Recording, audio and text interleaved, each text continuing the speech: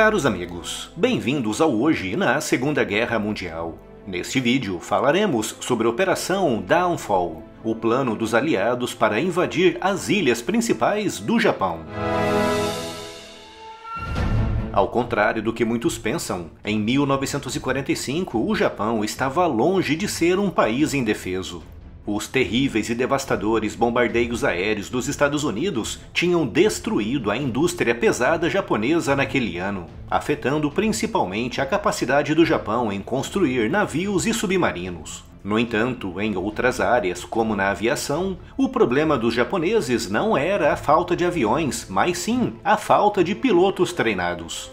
Em agosto de 1945, territórios como a Nova Guiné, Burma e as Filipinas já estavam praticamente livres da presença japonesa. No entanto, como podem ver por esse mapa, os japoneses ainda controlavam diretamente um território gigantesco na Manchúria, no interior da China, na Indochina Francesa, na Tailândia e na Indonésia.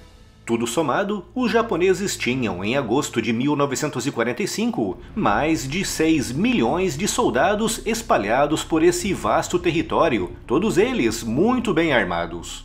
Se os aliados fossem tentar invadir cada um daqueles territórios para expulsar os japoneses de cada uma daquelas regiões, a guerra no Pacífico poderia se estender por pelo menos mais 10 anos. E por isso, entre maio e junho de 1945, os estrategistas norte-americanos decidiram que a melhor estratégia seria cortar a cabeça daquele império, atacando diretamente as ilhas principais do Japão. Em junho daquele ano, os Estados Unidos estavam terminando a conquista da pequena ilha de Okinawa, um território com pouco mais de 1.100 km², menor do que a área da cidade de São Paulo. Mas apesar das suas reduzidas dimensões, os Estados Unidos tinham sofrido ali a maior taxa de baixas da guerra, com 20 mil militares mortos e 55 mil feridos em apenas 2 meses e meio, com os japoneses sofrendo baixas ainda maiores, com quase 80 mil militares, 30 mil guerrilheiros locais e mais de 100 mil civis, perdendo as suas vidas nos combates. Se para conquistar uma ilha com uma área menor do que a de uma cidade como São Paulo foram perdidas quase 250 mil vidas para ambos os lados, o desembarque e a conquista das ilhas principais do Japão custariam milhões de vidas. E por isso, durante o planejamento da Operação Downfall, os Estados Unidos, apoiados pelo Reino Unido, Austrália, Canadá, Nova Zelândia e França, preveram o emprego de uma força avassaladora de desembarque composta por 5 milhões de soldados dos Estados Unidos e 1 milhão de militares de outras potências aliadas, que enfrentariam um número estimado entre os 35 e os 40 milhões de japoneses, entre militares, guerrilheiros e civis com treinamento básico. A Operação Downfall seria subdividida em duas operações, a Olympic e a Coronet, com a Olympic correspondendo à invasão da ilha de Kyushu, a ilha mais ao sul do arquipélago principal do Japão, e a Coronet correspondendo à invasão de Honshu, a maior e mais populosa das ilhas japonesas. A Olympic seria lançada a partir de Okinawa, já conquistada, de onde 14 divisões dos Estados Unidos desembarcariam em diversos pontos no sul de Kyushu, com as pequenas ilhas de Tanegashima, Yakushima e Kojikishima, ao sul e a oeste de Kyushu, sendo também assaltadas. No total, seriam 35 praias de desembarque, cada uma delas recebendo o nome de um automóvel da época, como Buick e Cadillac, com a missão sendo a conquista apenas do terço sul da ilha, a partir de onde seriam lançados ataques aéreos para apoiar a Coronet. O foco dessa outra operação, na ilha principal de Honshu, era atacar a chamada Planície de Kanto, ao sul de Tóquio, e também a Península Bozo, a sudeste. A partir das áreas de desembarque, as forças aliadas subiriam em direção a Tóquio com a missão de cercar a capital, com a fase de invasão e guerra urbana prevista para decorrer em algum momento entre março e junho de 1946. Para essa operação, os Estados Unidos envolveriam de 45 a 50 divisões, muito mais do que as forças envolvidas no dia D na Normandia, que foram de 12 divisões. E paralelo a todas essas ações de desembarque e de combates no interior das ilhas, os Estados Unidos previam um incremento ainda maior nas missões de bombardeio estratégico. O objetivo era reduzir a cinzas as principais cidades japonesas que estivessem no caminho do avanço aliado, com destaque para Yokohama e a própria cidade de Tóquio. Em junho de 1945, após a queda de Okinawa, os japoneses já estavam bem cientes de que o próximo passo seria a invasão de Kyushu e de Honshu, com os japoneses iniciando naquele mesmo mês a Operação Ketsugo, um gigantesco esforço para envolver toda a população japonesa na defesa contra esses desembarques. Só para se ter uma noção de como os japoneses encaravam essa fase da guerra, o lema usado pelo governo para publicitar a campanha era a gloriosa morte dos 100 milhões.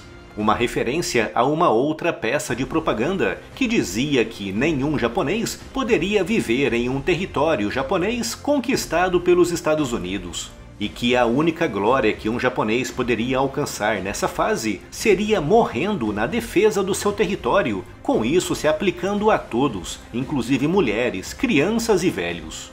E de fato, durante a Batalha de Okinawa, um número estimado em cerca de 1.500 mulheres, muitas delas carregando bebês no colo, se lançaram dos penhascos, acreditando que seriam escravizadas, violentadas e mortas. Após a conquista definitiva de Okinawa, estima-se que entre 15 a 20 mil japoneses cometeram o suicídio ritualístico do seppuku, com a Operação Ketsugo prevendo que de 1,5 milhão a 2 milhões de japoneses cometeriam esse derradeiro ato em sinal de repúdio à invasão das ilhas principais do Japão. A Operação Ketsugo também envolvia a criação de unidades de civis com um treinamento básico, destinados a ataques suicidas com granadas, com a Força Aérea Japonesa ultimando os preparativos para um reforço nos ataques kamikaze.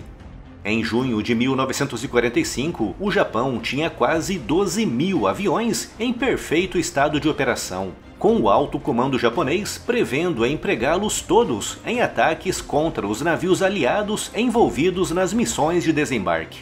Em terra, os japoneses tinham à sua disposição cerca de 1 milhão de soldados bem treinados e experientes em Kyushu, complementados por 3 milhões de recrutas. E na região da planície de Kanto e na península de Bozo, o número de militares japoneses era de 1,5 milhão, apoiados por até 5 milhões de civis armados.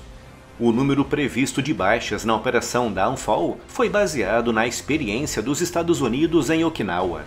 Se naquela pequena ilha 220 mil japoneses e 20 mil norte-americanos morreram, com outros 200 mil japoneses e 55 mil norte-americanos ficando feridos, as batalhas em Kyushu e Honshu poderiam custar a vida de até 1 milhão de soldados aliados e de pelo menos 10 milhões de japoneses. E na melhor das hipóteses, a guerra no Pacífico só terminaria em 1947, com previsões estimando que até 1950 poderiam ainda haver bolsões de resistência japonesa.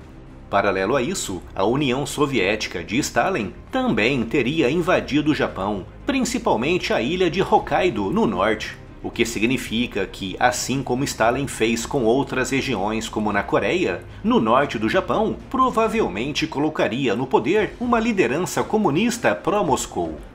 Até o início de agosto de 1945, a Operação Downfall ia mesmo avançar, com os Estados Unidos concentrando em Okinawa todos os meios necessários para o seu início. No entanto, para surpresa de todos, à exceção de um grupo altamente reduzido de políticos e militares, nos dias 6 e 9 de agosto, apenas uma semana e meia antes do início da Downfall, bombas atômicas foram lançadas sobre Hiroshima e Nagasaki.